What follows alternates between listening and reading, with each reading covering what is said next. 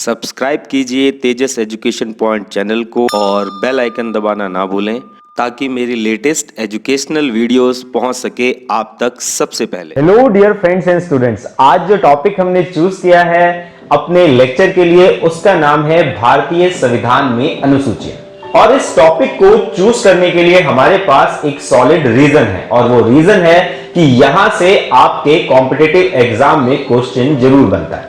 अगर मूल संविधान की बात की जाए, यानी कि जब संविधान का निर्माण किया गया था तो अनुसूचियों की संख्या थी 8 और वर्तमान समय में इन अनुसूचियों की संख्या बढ़कर 12 हो गई है। तो आज हम इन्हीं अनुसूचियों को अपने लेक्चर में और अच्छे से समझने की कोशिश करेंगे। तो चलिए शुरू करते हैं आज की क्लास मेरे यानी कि लेक्चरर उदय कुमार के साथ।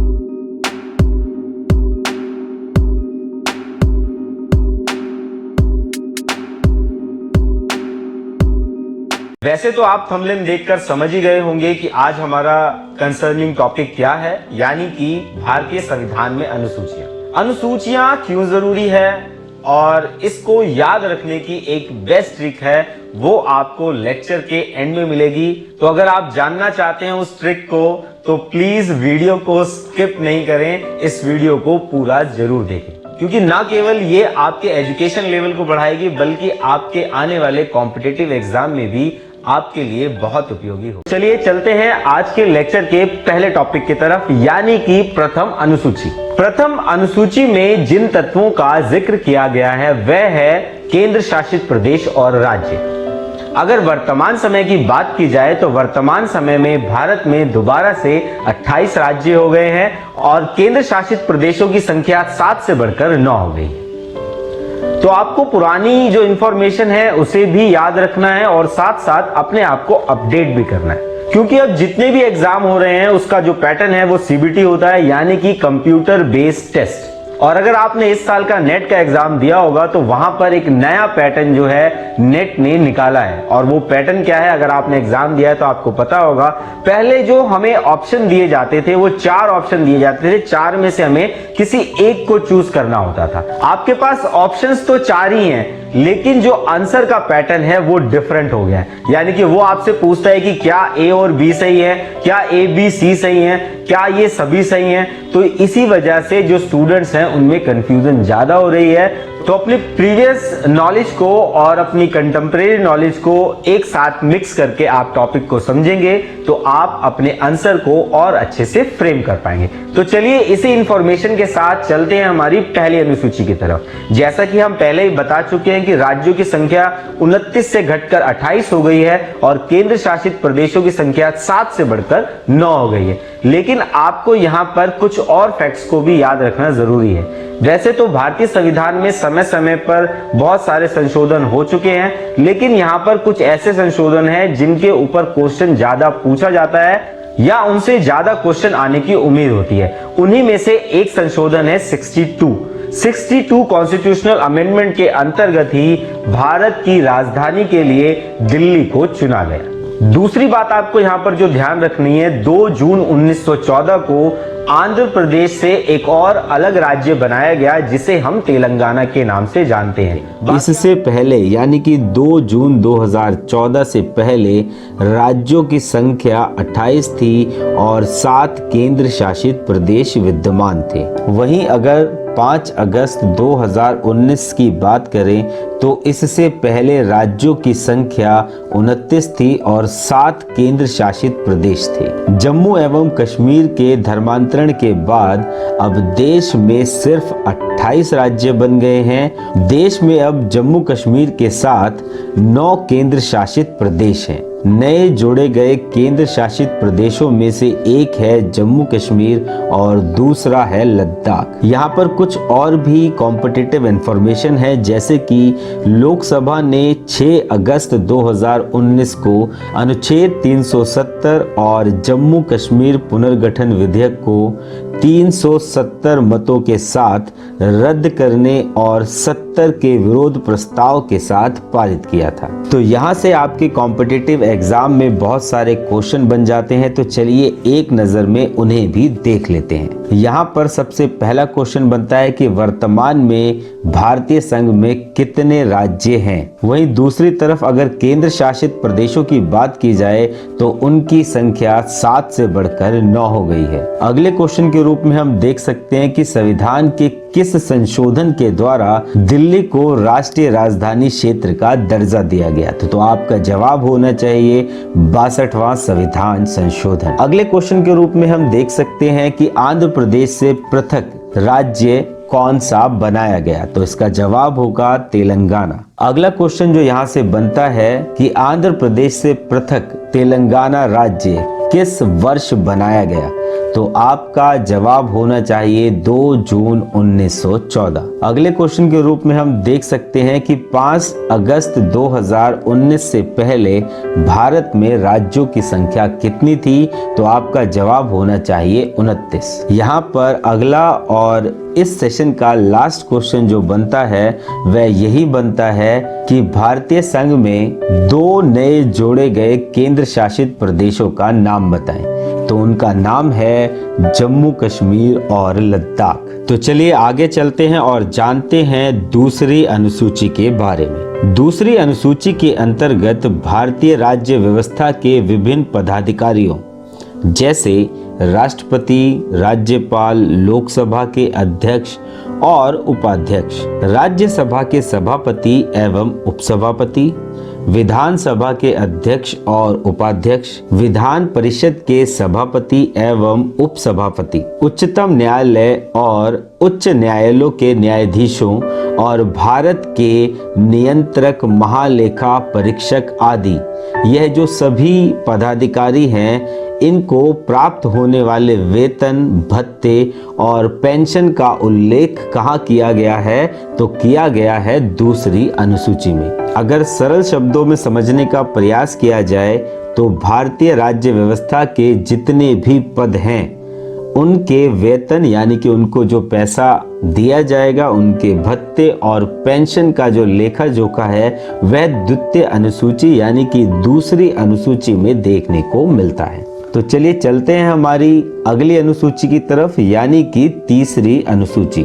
इसमें विभिन्न पदाधिकारियों जैसे राष्ट्रपति, उपराष्ट्रपति, मंत्री, उच्चतम एवं उच्च न्यायालय के न्यायाधीशों द्वारा पद ग्रहण यानी कि अपना पद संभालने से पहले ली जाने वाली शपथ यानी कि प्लेज का उल्लेख किया गया है। यहाँ पर इसे सरल शब्दों में समझने और याद करने के लिए आप दूसरी और तीसरी अनुसूची को एक साथ समझ सकते हैं। जैसे दूसरी अनुसूची में वेतन और भत्तों की बात की गई है और तीसरी अनुसूची में शपथ ग्रहण की बात की गई है। तो आशा करता हूं कि आप दूसरी और तीसरी अनुसूची को अच्छे से समझ पाए होंगे।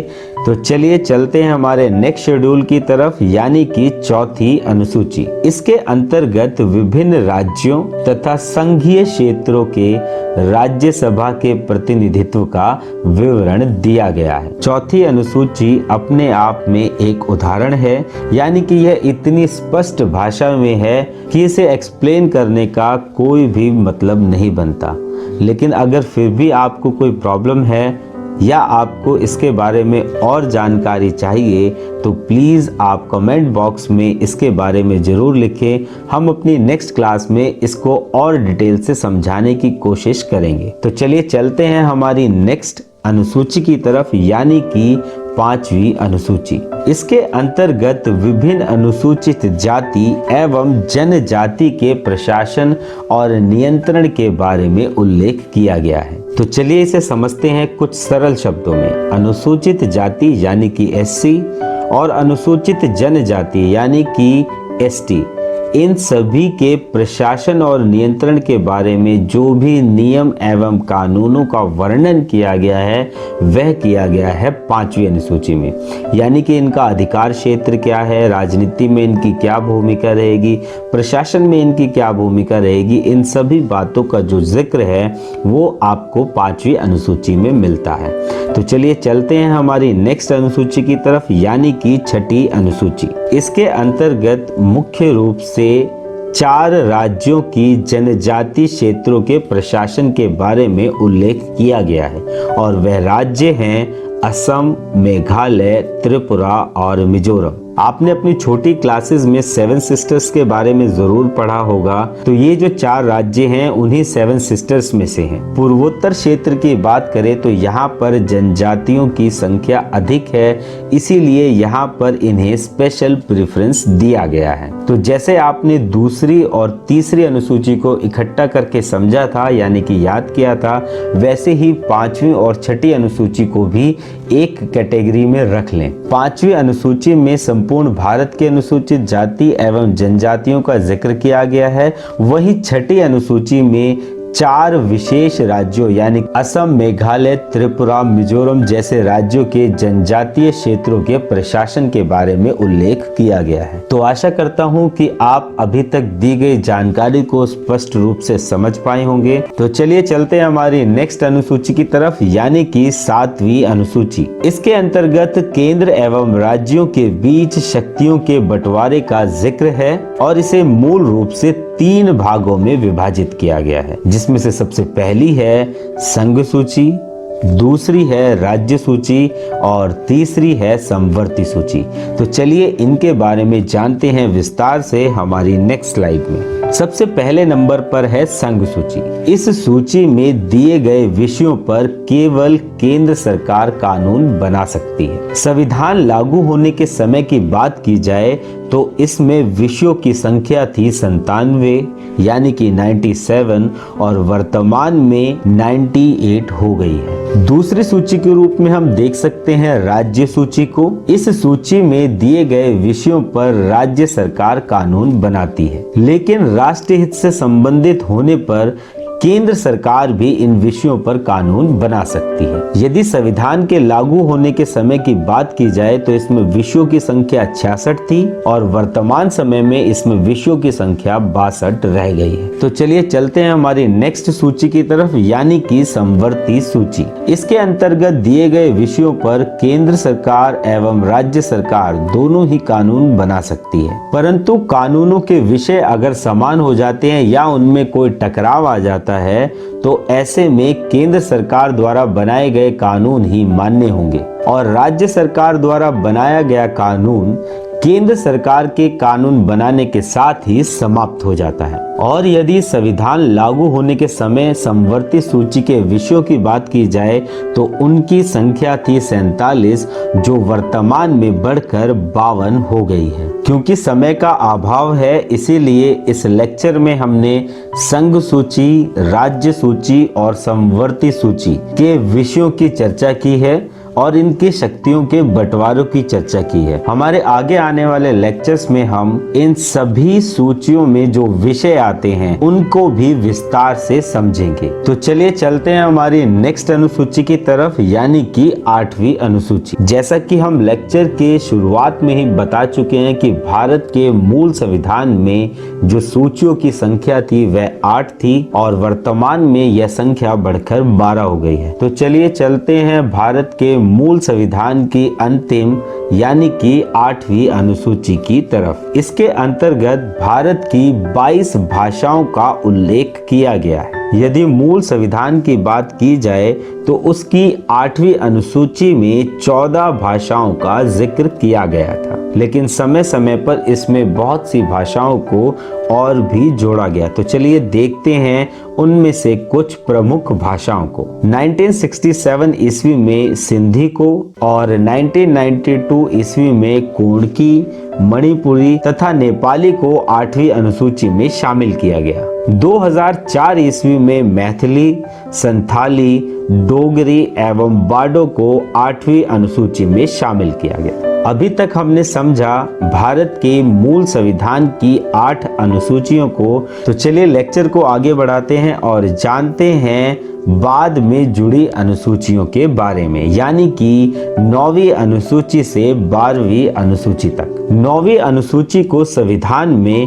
प्रथम संशोधन अधिनियम 1951 के द्वारा जोड़ा गया। इसके अंतर्गत राज्य द्वारा संपत्ति के अधिग्रहण की विधियों का उल्लेख किया गया है। यदि सामान्य और स्पष्ट शब्दों में समझने का प्रयास किया जाए तो संपत्ति के अधिकार एवं राज्य अगर आपकी किसी संपत्ति का अधिग्रहण करता है यानी कि अपने पास लेता है तो वह किस विधि से ले सकता है, इन सभी का उल्लेख 9वीं अनुसूची में किया गया है। इन अनुसूचियों में शामिल विषयों को न्यायालय में चुनौती नहीं दी जा सकती है। यदि वर्तमान समय की बात की जाए तो इस अनुसूची में 284 यानी कि 284 अधिनियम विद्यमान है। परंतु यहाँ पर आपको कुछ बातों का ख्याल रखना और भी जरूरी है क्योंकि आप प्रिपरेशन कर रहे हैं कॉम्पिटिटिव एग्जाम के लिए। 2007 से पहले यह माना जाता था कि 9वीं अनुसूची में सम्मिलित कानूनों की न्यायिक समीक्षा नहीं की जा सकती, परंतु 11 जनवरी 2007 के संविधान पीठ के एक निर्णय द्वारा यह स्थापित किया गया कि 9वीं अनुसूची में सम्मिलित किसी भी कानून को इस आधार पर चुनौती दी जा सकती है कि वह मौलिक अधिकारों का उल्लंघन करता है तथा उच्चतम न्यायालय इन कानूनों की समीक्षा कर सकता है। तो यहाँ से भी आपके कॉम्पिटिटिव एग्जाम के लिए बहुत सारे क्वेश्चन जो हैं वो प्रिपेयर हो जाते हैं और इन सभी कॉम्पिटिटिव क्वेश्चंस के लिए हम एक सेपरेट लेक्चर बनाएंगे जो कि हमारी इस सीरीज का अगला पार्ट होगा। तो चलिए इसी जानकारी के साथ चलते हैं हमारी अगली अनुसूची की तरफ यानी कि 10वीं अनुसूची। इसे संविधान में 52वें संविधान संशोधन 1985 के द्वारा जोड़ा गया और इसके अंतर्गत दल बदल से संबंधित प्रावधानों का उल्लेख किया गया है। तो चलिए जानते हैं कि दल बदल होता क्या है। यदि कोई नेता किसी चुनाव चिन्ह के अंतर्गत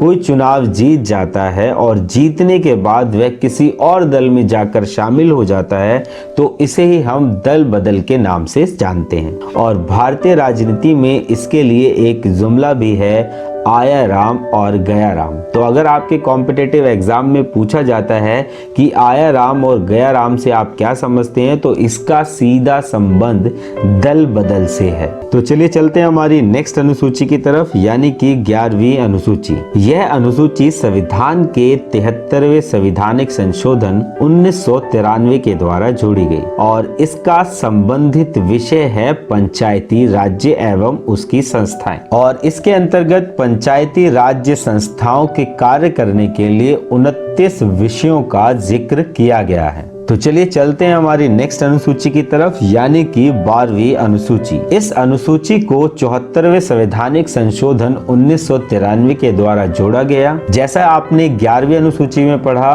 कि उसका संबंध ग्राम और ग्राम पंचायतों की संस्थाओं से था, वैसे ही 73वें संवैधानिक संशोधन के द्वारा जो 12वीं अनुसूची जोड़ी गई उसका संबंध शहरी क्षेत्र के स्थानीय स्वशासन की संस्थाओं से था और इन स्थानीय स्वशासन संस्थाओं को कार्य करने के लिए 18 विषय प्रदान किए गए। तो आप 11वीं और 12वीं अनुसूची को एक साथ यानी कि एक सेट बनाकर समझे। 11वीं अनुसूची में गांव की बात की गई, 12वीं अनुसूची में शहरों की बात की गई। 11वीं अनुसूची को 73वें संवैधानिक संशोधन के द्वारा जोड़ा गया और 12वीं अनुसूची को 74वें संविधान संशोधन के द्वारा जोड़ा गया और ये दोनों ही संशोधन जो है वो 1993 में पास हुए। यहाँ पर आपके याद रखने के लिए एक और तथ्य ये है कि 1992 में इनके लिए बिल लाया गया था और वह बिल पास हुआ 1993 में। कि अगर आपके कॉम्पिटिटिव एग्जाम में क्वेश्चन यह आया हुआ है कि 73वें और 74वें संविधान संशोधन का बिल कब प्रस्तुत किया गया तो आपका जवाब होना चाहिए 1992 और अगर क्वेश्चन आ रहा है कि यह कब पारित हुआ तो आपका जवाब होना चाहिए 1993। तो आशा करता हूँ कि दी गई जानकारी आपको अच्छे से समझ आई होगी। तो चलिए चलते हैं अब हमारी उस शॉर्ट ट्रिक के बारे में जिसका वेट आप शुरू से कर रहे हैं। तो इस ट्रिक को याद रखने के लिए आपको एक सेंटेंस को याद करना पड़ेगा और वो सेंटेंस है टीयर्स ऑफ ओल्ड पीएम। अगर आप ध्यान से देखेंगे तो इस पूरे सेंटेंस में 12 अल्फाबेट है और ये 12 के 12 अल्फाबेट्स 12 शेड्यूल्स को डिनोट करेंगे। शेड्यूल 1 टी फॉर टेरिटरी यानी कि जो हमारा फर्स्ट शेड्यूल है उसका संबंध किससे है? टेरिटरी से है। सेकंड शेड्यूल ई, एलिमेंट्स या सैलरी, यानी कि जितने भी पदाधिकारी हैं उनकी सैलरी का जो संबंध है वो हमारे सेकंड शेड्यूल यानी कि दूसरी अनुसूची से है। तीसरी अनुसूची यानी third schedule A stands for affirmation या ऑथ, जिसे हम शपथ के नाम से भी जानते हैं। चौथी अनुसूची यानी कि fourth schedule R stands for Rajya Sabha, यानी कि इसके अंतर्गत राज्यसभा और लोकसभा के प्रतिनिधियों का जिक्र किया गया है। Fifth schedule S stands for scheduled tribes, और सिक्स्थ शेड्यूल यानी कि ओ स्टैंड्स फॉर अदर ट्राइब्स, यानी कि इसके अंतर्गत 4 स्पेसिफिक स्टेट्स के जो ट्राइबल्स हैं उनकी बात की गई है। सेवेंथ शेड्यूल एफ, फेडरल, यानी कि डिवीजन ऑफ पावर, शक्ति का बंटवारा। Eighth schedule O, official regional languages. Ninth schedule L stands for land reforms. 10th schedule यानी कि 10वीं अनुसूची डी स्टैंड्स फॉर डेफिकेशन, यानी कि एंटी डेफिकेशन लॉ के बारे में इसके अंतर्गत चर्चा की गई है। 11th शेड्यूल यानी कि 11वीं अनुसूची पी स्टैंड फॉर पंचायती राज्य, और हमारी लास्ट अनुसूची है यानी कि 12th schedule M stands for municipal corporation. तो आशा करता हूं कि आप इस शॉर्ट ट्रिक को अच्छे से समझ पाए होंगे। तो आज की क्लास में बस इतना ही। मिलते हैं आपसे नेक्स्ट क्लास में एक नए टॉपिक के साथ, जहां हम और भी कुछ इंटरेस्टिंग पढ़ेंगे। तब तक के लिए जय भीम, जय भारत।